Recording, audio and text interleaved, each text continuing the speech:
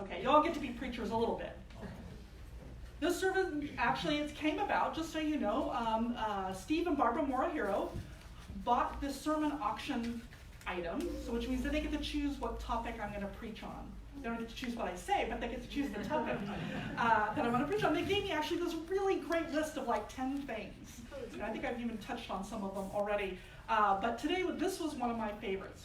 But she said, well, what if we asked people in the congregation to write down a family saying that they grew up with, or something that they hold really important to them, a saying that they live by, and then maybe you could expound upon that a little bit. I thought, that's a cool idea. So that's what we're going to be basically doing today. Because we all get all kinds of words of advice to live by from our family, society. There's memes on the internet now. But a lot of them go in and out of our ears, right? Others, however, they really stick with us. Sort of like in our Temporal Ages where Reverend Judy and I talked about those sayings that kind of come in. They're more explicit ones that were said in our family. Another one my father used to say was, don't spin your wheels. And he sort of disdained anyone who didn't have a goal in life. He thought everybody should have a goal and working towards bettering themselves or bettering the world. And look, I turned out to be a minister. You know, those things, they stick in you, right? Those sayings that happen.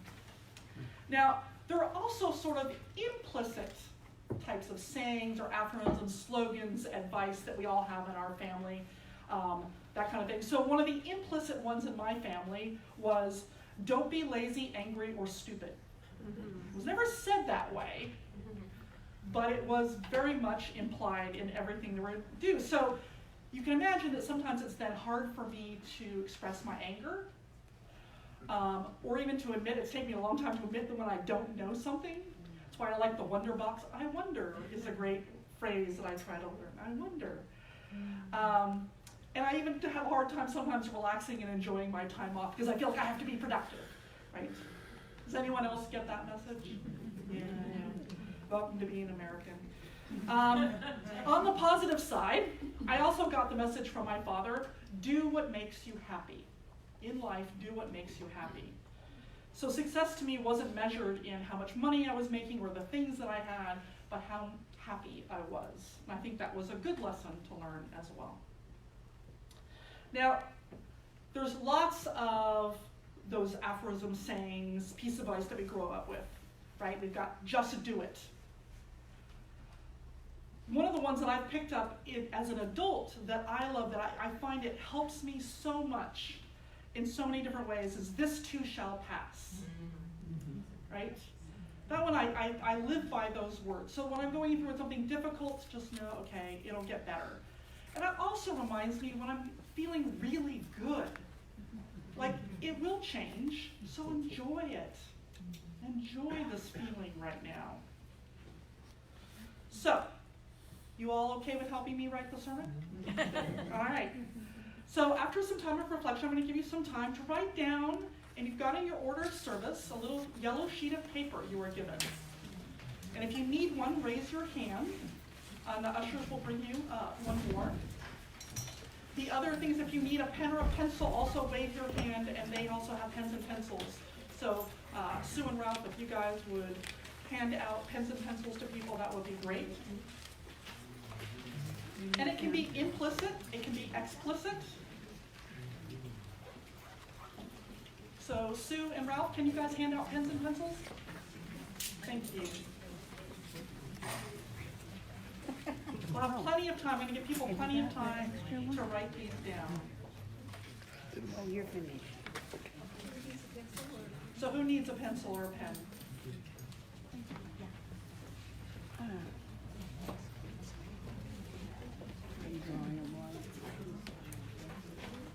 There we go. Right on. All right. So I'm going to share some of these and expand on some of them. If I don't get to yours, I apologize in advance, but we will get to them. All right. So I'm glad you're all willing to do this, because otherwise it's going to be a very short sermon. So let's take just a moment. I know some of you are readily going, but maybe some of you are like, I wonder what that was. So I just invite you into sort of a time of meditation Just take some deep breaths and soften your eyes. And when you're ready, we'll pass them to the side and the ushers will pick them up.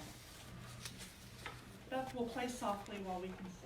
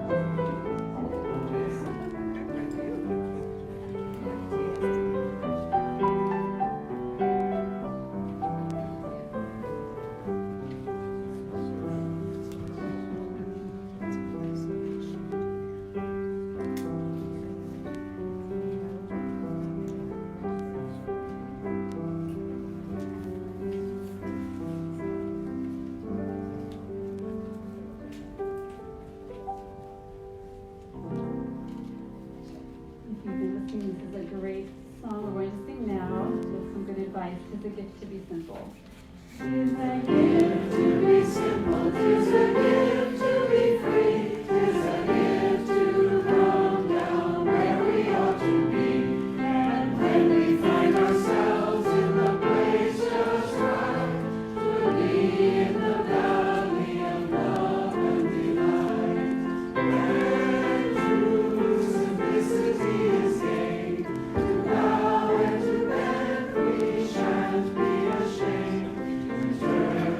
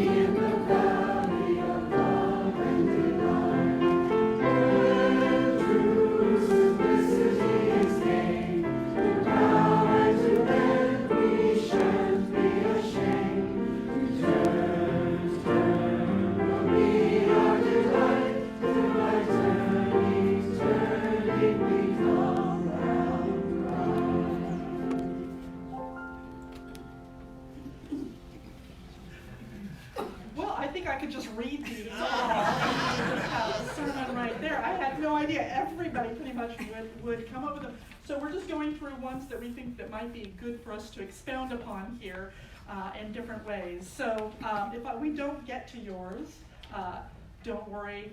I probably will hold on to these, and I will maybe expound on some of them further on. Because it sounds like there's a lot of really good stuff in here. And I thought it might be kind of fun if I actually stepped down from the pulpit. I rarely get out of the pulpit, so it's kind of a little bit nice to be out here, so I've got things I can do.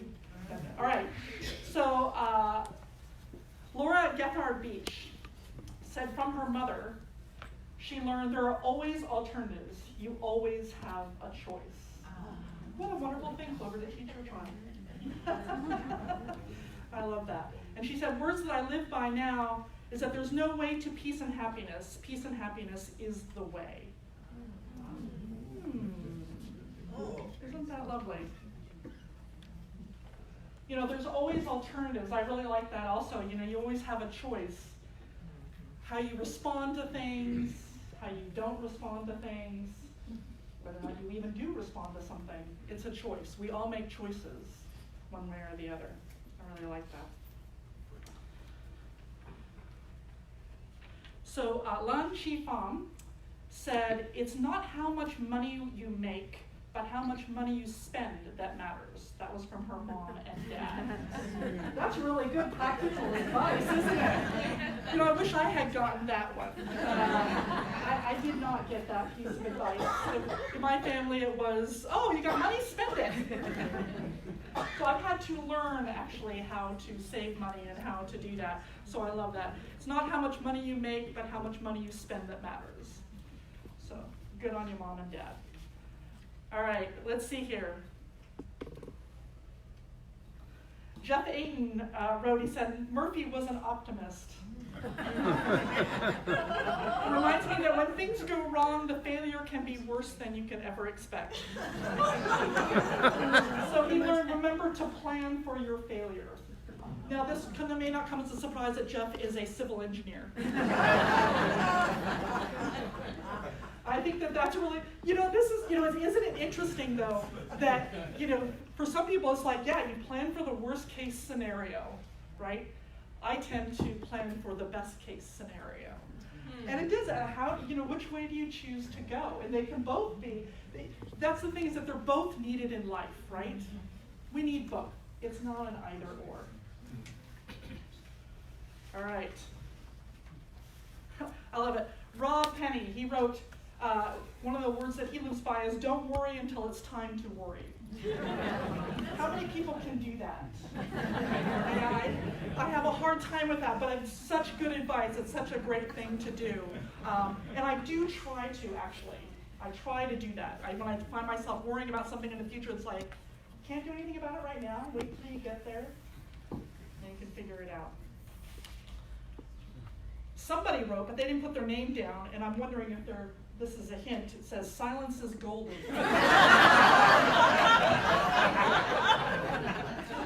I'm a preacher. I don't know that's going to necessarily happen. But silence is golden. So, you know, it is an interesting thing. Silence. We don't allow for it a lot in our lives, and it can be a beautiful thing to just sit in silence. You know, we have a moment of silence, usually in our meditation on Sunday mornings when we have a reading and then we have a meditation. There's that time of silence. For some people, it's really uncomfortable. And other people tell me, could we do it longer, please? I'd love it much longer. I'm like, tug of war. Yeah, which way do you go? Silence can be a beautiful thing. All right, let's see here. Lori Matilapasi wrote, she says, she learned that education is important. I learned that too. Who learned that one, that education is important? Yeah, that's one that I think we get a lot, particularly those of us in liberal religion. Education is very important. My parents were teachers, so, you know, definitely. I wasn't asked if I was going to college. I was asked, where am I going to college? And she also wrote, if you can't say something nice, don't say anything at all. Who got that one? I remember getting that one too. Yeah. You can't say something. I think women in particular get that message. But I don't know. Probably some men too, but you know, we're taught to be very nice, right? Don't be angry. That's the thing. So let's see, Lori Kluge, she wrote, let's see here. She says, what do you live by now? She says, if you are kind 100 years from now, what difference will it make? That's something that she asks herself. If you are kind 100 years, if you are kind 100 years from now, what difference will it make? It will make a lot of difference. I think that, it's kind of that butterfly effect, right? When someone's kind to you, doesn't make you want to go be kind to other people. I think it kind of hopefully is a cascading effect. But boy, when somebody like cuts you off, doesn't put you in a bad mood, and then you want to cut them off. Yeah. So remember going back to the kindness. Go back to the kindness. So Jolene Ibanez here, she wrote, to thine own self be true. She's an actress, so of course Shakespeare. She's going to do Shakespeare. To thine own self be true. You are the only you, so be the best you can be. And that was actually implicit that she says that her mother and grandmother and their encouragement to her, be the best you that you can be. I love that. To thine own self be true. Shakespeare was such a wise guy, wasn't he? In many different ways.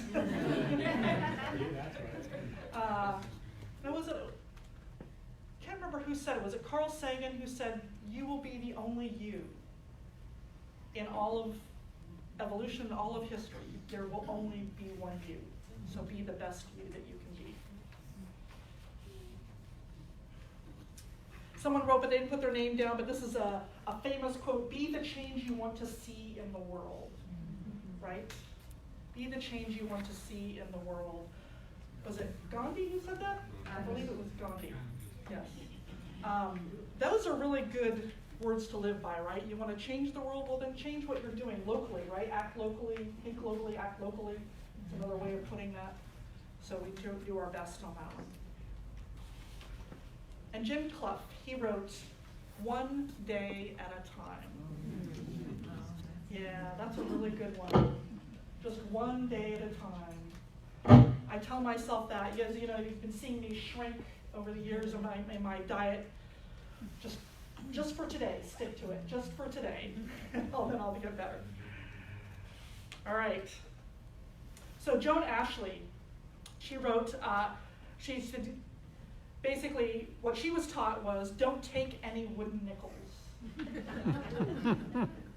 Did anybody else get that? I didn't really get that one, but did anybody else, other people got that one? Yeah, I've heard that saying out there, basically don't take any bad advice, trust your instincts.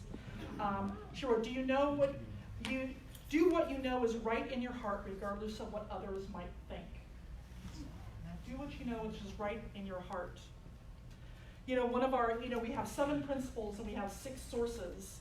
And our very first source, so the source is like, where do we gather all of our wisdom for Unitarian Universalism, right? It's the world religions, as the choir sang, but also the very first source is ourselves. We have our own innate wisdom, and to trust that as well. And you put it up against also community and all the other advice that's there too. And Sandy Martin, I love this one. This is one I live by as well. She said, she answers, what words do you live by now? She says, the transforming power of love. Yeah. It's not something we teach very much.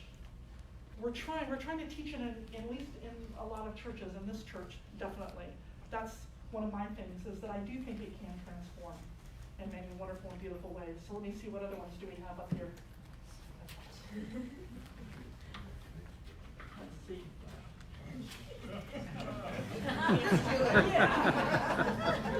Just do it, okay, all right. So Melinda Sperry's, she has, she did do unto others, you would have them do unto you. I'm going to talk a little bit about the golden rule here in a little bit as well. But I like this. She says, another one that she wrote with was, firecrackers come in small packages. Now this is from a woman who's short. So firecrackers do come in small packages, and they are Linda Sperry. Oh, this one, very wise. Linda Gill. She wrote, your possessions possess you. Yes. Ooh. That can really be true, can it? Yeah. A few years ago, I went through and I KonMari'd my house and let go of things. Feels really good sometimes to just let go of those possessions so that they don't possess you. But we can get stuck in jobs, because I have a friend of mine, unfortunately, she's sort of stuck in a job she doesn't like because she's got a big house. And rather than moving into a smaller one, she's like, but I have to stay here to afford it. Your possessions can't possess you. Gail Dufour wrote, always look for the positive. Yeah. That's like, it reminds me of, who's our favorite guy?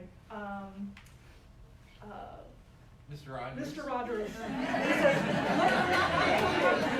He says, look for the helpers, right? In the midst of tragedy, look for the helpers. Look for the positive.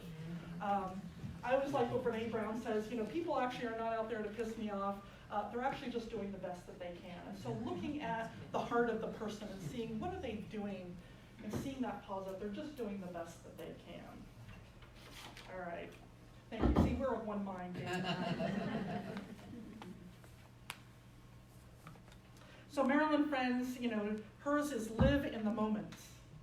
Live in the moment. And I'm loving how some of these, like, I know things about people, right? And I go, I totally see this. Like, because Marilyn, right, she runs our meditation, right? Living in the moment. Oh, another one that she wrote down is, if you worry, why pray? If you pray, why worry? If you worry, why pray? And if you pray, why worry? I like that. That kind of goes to don't worry until you actually have to. It's a good one to do. Oh, I like this. So Tom Lockery, he says, so one of that he grew up with was a Boy Scout slogan, do a good turn daily. Do a good turn daily. That's a really lovely thing to do. We do lots of good turns. And he said, the other one he grew up with was take care of yourself. That is on self-reliance, right? Make sure you're taken care of. I think that's a message that in particular a lot of men get, right, in this society. And then the third, he says, take care of others as well as myself. So he's a good father and husband. Linda Clough also wrote, she said, my father advised me, never get in a pissing match with a skunk, you will lose.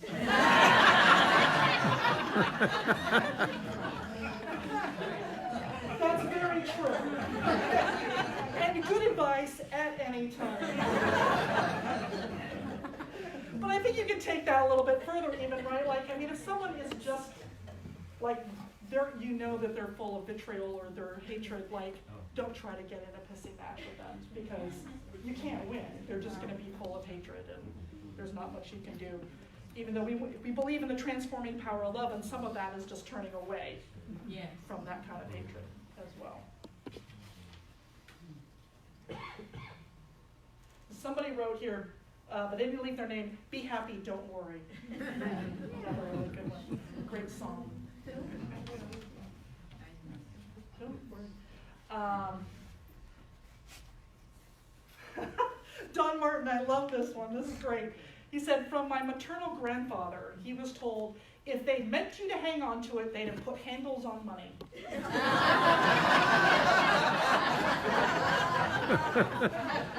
like that. No, that's probably the way I hold on about money. It's like, oh, it's meant to be like spent and given away and that sort of thing. If they meant you to hang on to it, they'd have put handles on money.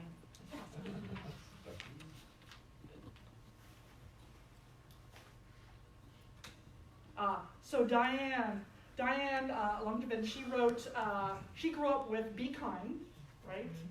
Go placidly amidst the haste. Go placidly amidst the haste. Yeah, we live in this really crazy world. It's hard to go placidly, isn't it? Yeah. She's all creatures great and small, all things wise and wonderful. Lord God made them all. And now one of her favorites, she says, is take time to smell the roses.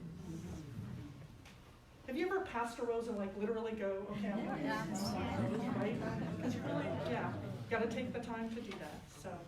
All right, I am gonna end on that one. I wanna also mention, we have, the choir sang today in religions around the world. We have the golden rule, right? All of them have some variation of do unto others as you would have them do unto you, which is an absolutely beautiful saying. As I said, it comes out of almost every tradition. But it's interesting when you think about it. Maybe there's actually an even better way of doing it. Have you ever heard of the platinum rule? Yes. You heard of the platinum rule? Do unto others the way they want done unto them.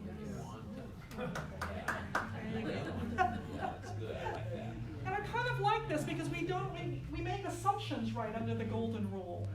And it's a beautiful rule. I don't want to start saying, oh, all religions got it wrong or anything. It's a beautiful rule.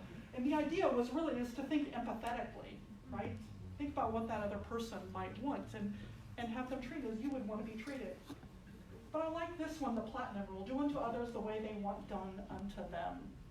Because it might be different from what you're thinking, and maybe it invites you to ask them what it is that they would want. So thank you all, and I'm sorry if I didn't get a chance to read yours, but I'm going to hold on to these and see if there's some really good ones that we can use in the future. And we'll do this again. That's our sermon for today. Let us sing. Please rise and body your spirit. This is another good advice song.